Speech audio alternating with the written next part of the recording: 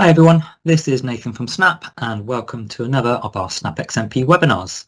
Today we're looking at another new feature within Snap XMP, which is the API. So first off, what is an API?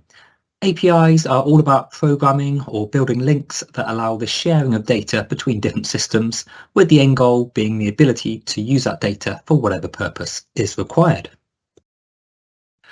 But no, really, what is an API? It stands for an application programming and interface. Before you ask, that isn't some weird name that our developers at Snap have concocted. An API is a universal name concocted by some developers or some other developers many, many years ago. I believe the functionality actually dates back to 1940, although the term API came about closer to 1960. But either way, it's not a name that I would have chosen, but it is a name that we're stuck with. An API defines how two software programs or systems can communicate with each other.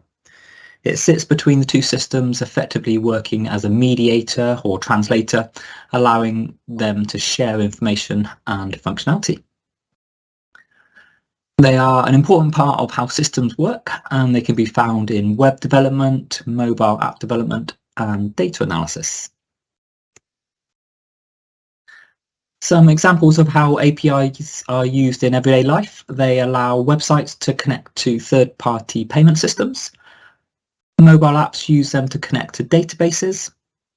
And as is quite likely for you, they might be used to move data from one system, so Snap, to another system to allow integration with other data and further analysis.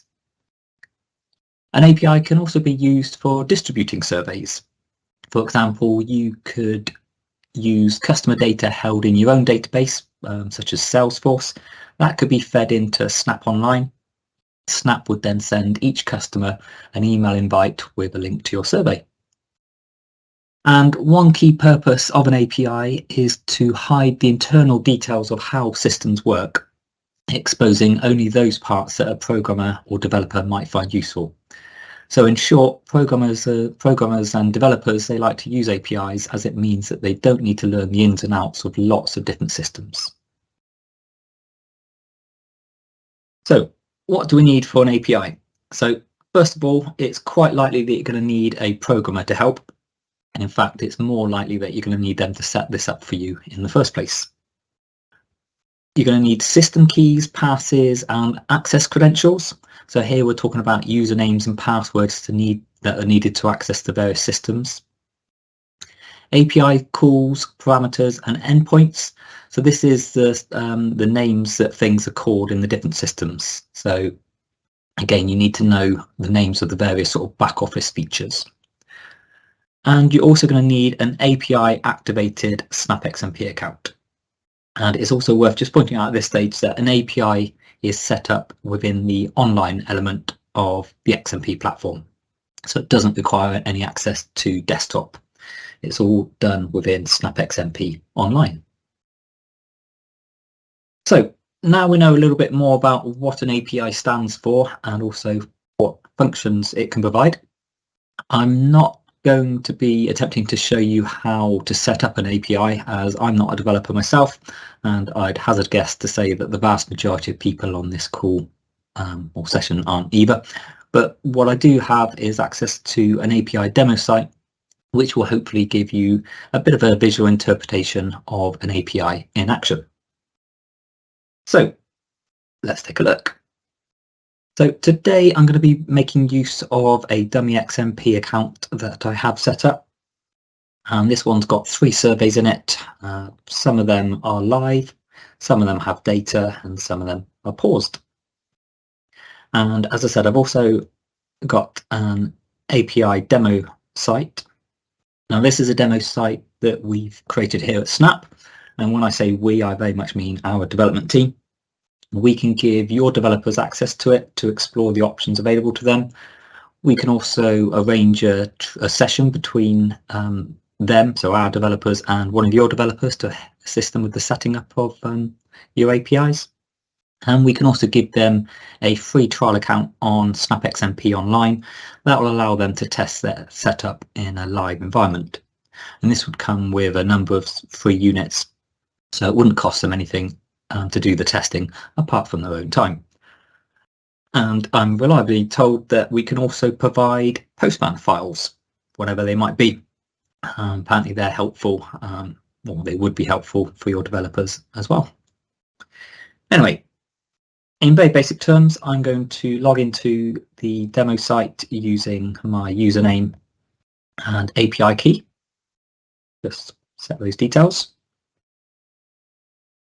Here we've got access to my account details, and below in red is the API code which is used to get those credentials. At the top, if I click on surveys, you can see this code very much stays the same. Apart from here we have the word surveys, whilst under account it said account, but the rest of the code was exactly the same. So not a lot of difference there. But if I go back to the account, and you can see at the top it says that this link, API link, hasn't been run yet. So if I click run, this will give me a return code of 200 OK, which in layman's terms basically means that it's been run successfully. And then at the very bottom, we've got the data generated or retrieved by that API. And then just above that, this demo site actually attempts to put that into something which is just a little bit more user-friendly in terms of readability. If I now do exactly the same, but this time within the Surveys tab,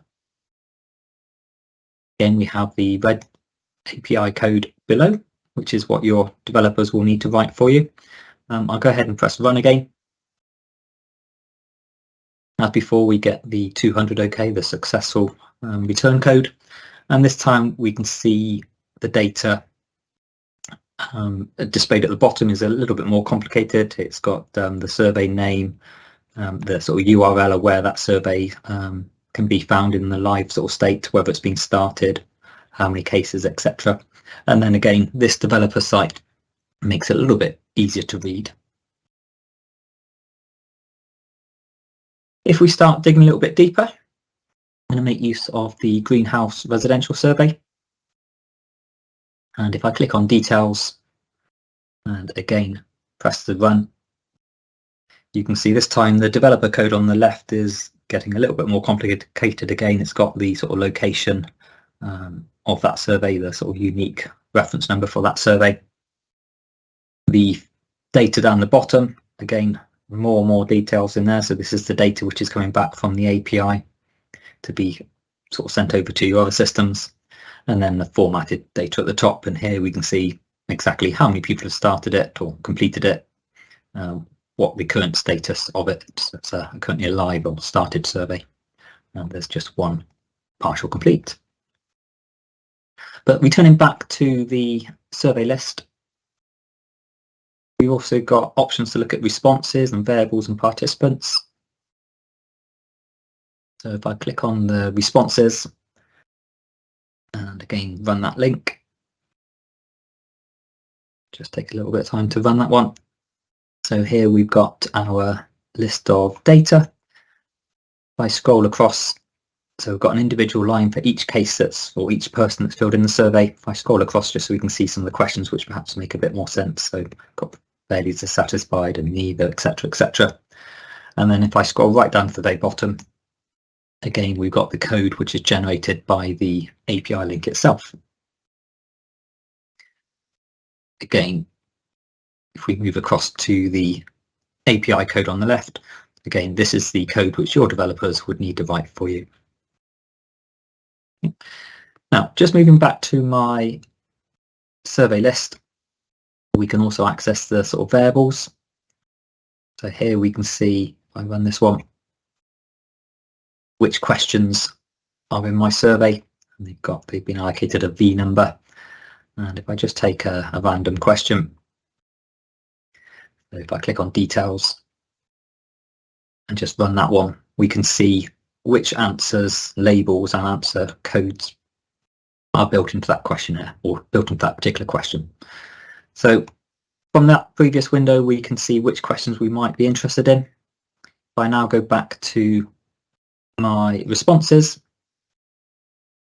we can then start restricting which data we pull out the system. So it might be that I want to pick out a particular set of questions. So here I'm looking at V17, then I'm looking at V9 through to V13, and I might also restrict the number of cases that we're expecting. So I'll run that one. So you can see just have the 5 cases of data in there and just those sets of questions that we're asking for. And again, you can see the code on the left, which again, just to sort of highlight, isn't something which you'd be setting up. It'd be your developers that are setting this up. Within here somewhere, you can see it's asking for the number of cases 5 and the list of variables at the end.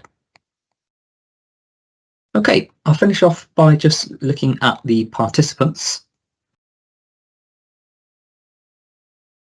Again, I'll run that one. So this survey has got 10 people who have been assigned as participants to this survey. Some have obviously completed it, some have sort of got halfway through and some have not started it. We can look at the sort of data from this person. So if I run number 10, person number 10, again, this is the data received back from the API, ready to be pumped into whatever system you're popping that into. And then we've sort of slightly formatted it a little bit nicer, just so you can see what's going on.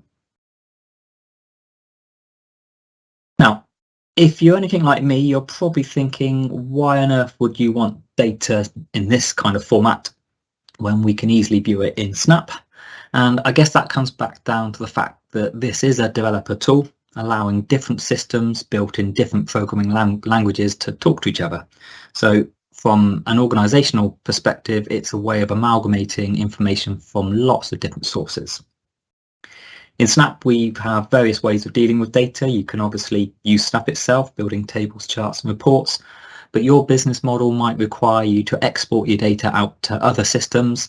That could be via a simple export out to Excel, SPSS, or perhaps Power BI, or you might use a database link within Snap to export that directly out to your own database. Or, as is the case today, it might be that your organization is already using APIs throughout the business to pull and push your data, and this is just the way that they wish to integrate Snap as well. It might not make any sense to you and you and I, but what it does achieve is a central storage place for all your data that's collected using the same mechanism across the different platforms that are used within the business. Okay, so that's hopefully given you a few ideas as to how you might integrate other systems within Snap. I appreciate I haven't gone into the details of how these APIs are set up, but as mentioned, it's very likely that you're going to need to engage the services of a programmer to set these up in the first place for you. Today's webinar was really about shining a light on the possibilities out there and hopefully starting some conversations back within your teams back in the office. On screen now are a few QR codes. The one on the left will direct you to our API Support Hub landing page, which you can then point off to your own developer team. The middle QR code will take you to one of our previous webinars on setting up a survey that might use participants, which I briefly sort of alluded to earlier. And then the QR code on the right will take you to a short evaluation survey about today's webinar. I'd be grateful if you'd take 2 minutes just to let us know what you thought about today's session. Thank you for joining me, and we'll hopefully see you again soon.